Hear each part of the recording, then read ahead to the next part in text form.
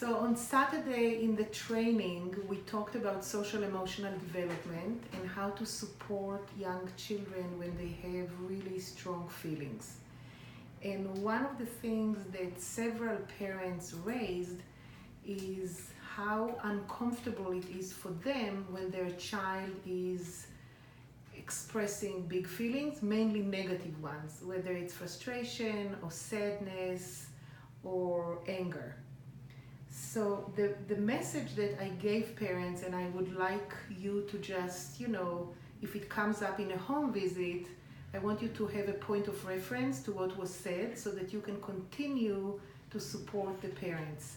And the message was that one of the biggest gifts that we can give our children, other than love, is really supporting them and giving them the message that even though you're right now feeling so angry, you are going to be okay, I'm going to be okay, and I'm going to help you hold some of that intense feeling. So the burden is lighter on the child.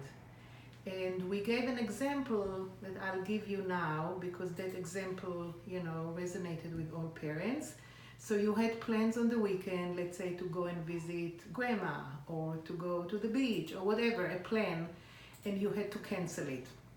And when you let the child know that we are not going to grandma, the child starts screaming, "I hate you!" and throws themselves on the floor.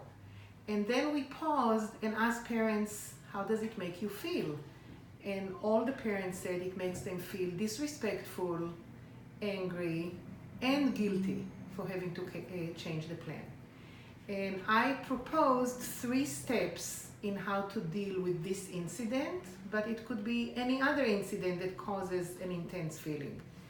So I said step 1 is to validate how the child feels. So we are putting aside now education and manners. We are just validating right now what the child feels and say something like, I can see how disappointed you are that we are not going to visit grandma. That's message number 1. Message number 2, I'm going to help you. I know it's really, really hard for you right now. I'm going to help you. And the help, of course, varies based on the temperament of the child. Some children, helping them means giving them a big hug and holding them. Some kids, helping them means I'm going to wait until your body calms down and you are just staying close but not touching the child. So you're the expert on your child. So whatever it means is to just help the child. The 3rd step is to tell the child when this thing will happen. So we are not going to visit grandma now, but you know what? We'll go and visit grandma and tell them the truth. It might be tomorrow, it might be next week. So until now, you didn't teach them a manner, but you taught them that even though their feelings are so intense, they are loved and they are cared for and they are supported. And the length of time that the child might express those feelings again varies. Children who have a more intense temperament might be lying on the floor screaming for an hour.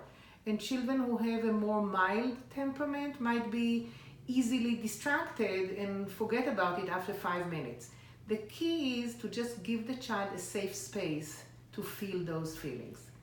Now, the last step is when the child calms down and there are a few hours that went by that the child is now regulated, then there is room for, teaching children manners. And then there is room to tell the child, depending on their age, it's okay to say, I hate it when we cancel our plans, instead of I hate you. Because when you say I hate you, it hurts my feelings. But when the child is in the midst of the feeling, he doesn't have access to logic and to language, and then he can't really hear you, and it will be more frustrating. So that should come much later. So basically that's the steps, this is the message, and if you find it, I just wanted you to have a point of reference. If you want to ask me any questions, you can call me, and I will also appreciate feedback whether you find this helpful. Thank you.